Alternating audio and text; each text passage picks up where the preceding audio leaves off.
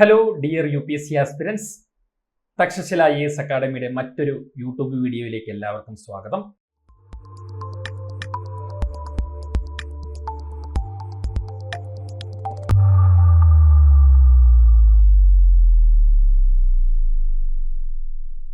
ജോഗ്രഫിയിൽ places in news എന്ന് പറയുന്ന ഒരു സീരീസ് നമ്മൾ ചെയ്യുന്നുണ്ട്. ഇത്തവണത്തെ എക്സാമിനെ മുൻനിർത്തി ഏറ്റവും ഇമ്പോർട്ടൻ്റ് ആയിട്ടുള്ള സ്ഥലങ്ങളെ പരിചയപ്പെടുത്തുക, മാപ്പ് സ്റ്റഡീസിന്റെ ഭാഗമായിട്ടുള്ള ഒരു സീരീസ് ആണിത്. അപ്പൊ ഇന്നത്തെ ഈ ഒരു സീരീസിൽ നമ്മളൊരു കോൾ മൈനെയാണ് പരിചയപ്പെടുത്തുക. ഛത്തീസ്ഗഡിലുള്ള ഒരു കോൾ മൈനെ പരിചയപ്പെടുത്തുകയാണ്. ഗൗര മൈൻ എന്നാണ് ഈ മൈനിന്റെ പേര്. ഛത്തീസ്ഗഡ് സംസ്ഥാനത്തുള്ള ഒരു ഇമ്പോർട്ടൻ്റ് ആയിട്ടുള്ള മൈനാണിത്. കോൾ മൈനാണ്, കൽക്കരി ഖനിയാണ്. അപ്പൊ ഇതിന്റെ ഇമ്പോർട്ടൻ്റ് എന്താണ് എന്ന് നമുക്ക് ഇതിന്റെ പിന്നാലെ നമുക്ക് നോക്കാം. അപ്പൊ നമ്മൾ ഇന്ന് ഇൻട്രൊഡ്യൂസ് ചെയ്യുന്നത് പ്ലേസസ് ഇൻ ന്യൂസിൽ ഛത്തീസ്ഗഡിലുള്ള ഗൗര മൈൻ എന്ന് പറയുന്ന മൈനെയാണ്. നമുക്ക് ന്യൂസിലേക്ക് ഒന്ന് പോകാം. എന്തുകൊണ്ടാണ് ഇത് ഇമ്പോർട്ടൻ്റ് ആയത്, ഇത് കറണ്ട് അഫയേഴ്സിൽ എങ്ങനെയാണ് ഇത് വന്നത് എന്ന് നമുക്കൊന്ന് നോക്കാം. Coal India's Gevra mine set to became Asia's largest with expansion to 70 million tons capacity. അപ്പൊ കോൾ ഇന്ത്യ ലിമിറ്റഡിന്റെ പ്രവർത്തനത്തിൽ അല്ലെങ്കിൽ അവരുടെ കൺട്രോളിലുള്ള ഈ ഗൗര മൈൻ എന്ന് പറയുന്നത് ഏഷ്യയിലെ ഏറ്റവും വലിയ കോൾ മൈനായി മാറുകയാണ്. With expansion to 70 million tons capacity. 70 million tons capacity ഉള്ള ഒരു കോൾ മൈനായിട്ട് ഇത് മാറുകയാണ്. അങ്ങനെ ഏഷ്യയിലെ ഏറ്റവും വലിയ മൈനായിട്ട് ഇന്ത്യയിലെ ഛത്തീസ്ഗഡ് സംസ്ഥാനത്തിലുള്ള ഈ ഗൗര മൈൻ മാറുകയാണ്. അതായിരുന്നു കറണ്ട് അഫയേഴ്സിൽ ഇതിന്റെ ഇമ്പോർട്ടൻ്റ് എന്ന് പറയുന്നത്.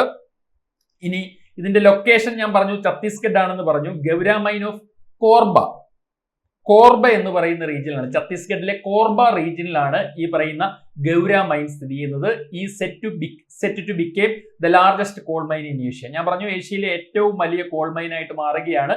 അതായത് 70 million ടൺ കപ്പാസിറ്റി ഉള്ള ഏഷ്യയിലെ തന്നെ ഏറ്റവും വലിയ മൈനായിട്ട്, കോൾ മൈനായിട്ട് ഗൗര മൈൻ മാറി. അപ്പൊ ഇതിന്റെ ലൊക്കേഷൻ ഛത്തീസ്ഗഡിലെ കോർബ റീജിയൻ ആണ് എന്ന് ഒന്ന് മനസ്സിലാക്കി വെക്കുക. ഇനി ഞാൻ ഓൾറെഡി പറഞ്ഞു, this Gevra mine is under the South Eastern Coalfields Limited. അപ്പൊ ഗൗര മൈൻ എന്ന് പറയുന്നത് സൗത്ത് ഈസ്റ്റേൺ കോൾഫീൽഡ് ലിമിറ്റഡിന്റെ കൈവശമുള്ളതും എന്നാൽ now operated by Coal India Limited. നമ്മുടെ Coal India Limited, Ministry of കോളിന്റെ അണ്ടറിൽ കോൾ ഇന്ത്യ ലിമിറ്റഡിന്റെ കൺട്രോളിലാണ്, അല്ലെങ്കിൽ കോൾ ഇന്ത്യ ലിമിറ്റഡ് ആണ് ഇത് ഓപ്പറേറ്റ് ചെയ്യുന്നത്. And this mine utilises eco friendly mining technologies such as surface mining and ripper mining. അപ്പൊ surface mining, ripper mining എന്ന് പറഞ്ഞ രണ്ട് ടേം കൂടി നമ്മൾ പരിചയപ്പെടണം. അത് ഞാൻ പറയാം. അതിനു മുമ്പ് നിങ്ങൾ മനസ്സിലാക്കുക, ഇതൊരു എക്കോ ഫ്രണ്ട്ലി മൈനിങ് ടെക്നോളജിയാണ് ഇവിടെ ഉപയോഗിച്ചിട്ടുള്ളത്. അതിന് എക്സാമ്പിൾസ് ആയിട്ടാണ് സർഫസ് മൈനിങ്ങും റിപ്പർ മൈനിങ് എന്നൊക്കെ പറഞ്ഞിട്ടുള്ളത്.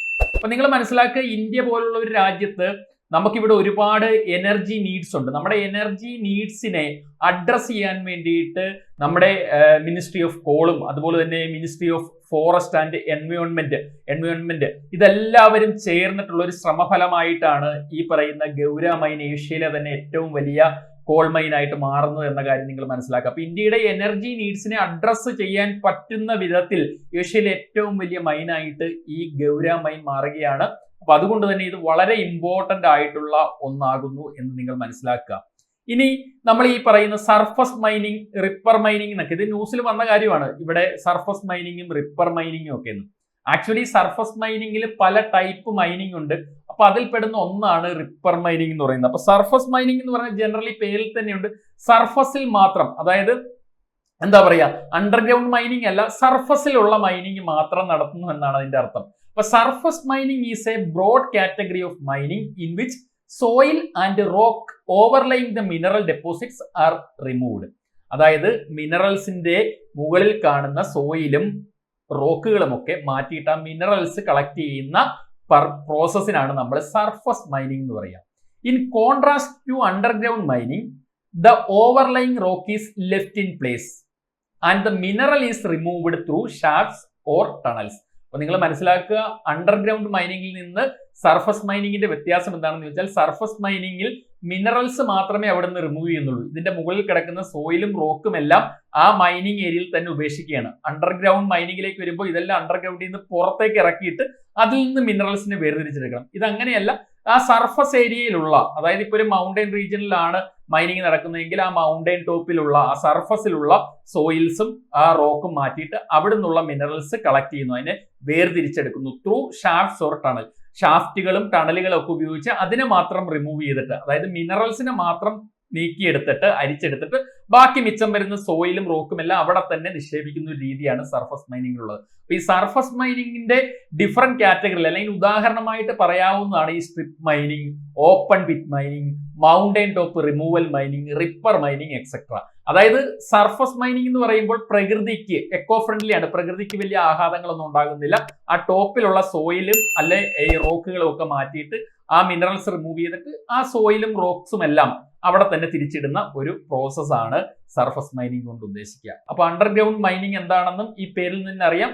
അത് ഡ്രില്ല് ചെയ്ത് ഒത്തിരി അകത്തേക്ക് പോയിട്ട് ഇത് പുറത്തേക്ക് എടുക്കുന്നു. അപ്പൊ മിനറൽസ് മാത്രമല്ല, അതിന്റെ കൂടെ റോക്കും സോയിലും എല്ലാം ചേർന്നിട്ടാണ് വരിക. അപ്പൊ അവിടെ വലിയ വലിയ പാരിസ്ഥിതിക ആഘാതങ്ങൾ അവിടെ ഉണ്ടാകും അണ്ടർഗ്രൗണ്ട് മൈനിങ് ഒക്കെ നടക്കുമ്പോൾ. അപ്പൊ ഏഷ്യയിലെ ഏറ്റവും വലിയ കോൾ മൈനായിട്ട് മാറുമ്പോഴും അവിടെ എക്കോ ഫ്രണ്ട്ലി ആയിട്ടുള്ള സർഫസ് മൈനിങ് ആണ് നടക്കുന്നത് എന്നുള്ളതും ഇവിടെ ഇമ്പോർട്ടന്റ് ആകുന്നു. അപ്പൊ അതിനെക്കുറിച്ച് കൂടി ഒന്ന് മനസ്സിലാക്കി വെക്കുക. ഇൻഫർമേറ്റീവ് ആയിരുന്നു എന്ന് കരുതുന്നു. പുതിയ വീഡിയോയുമായിട്ട് വീണ്ടും കാണാം. Thank you. Takshashila IAS academy. Aspire, enroll, achieve.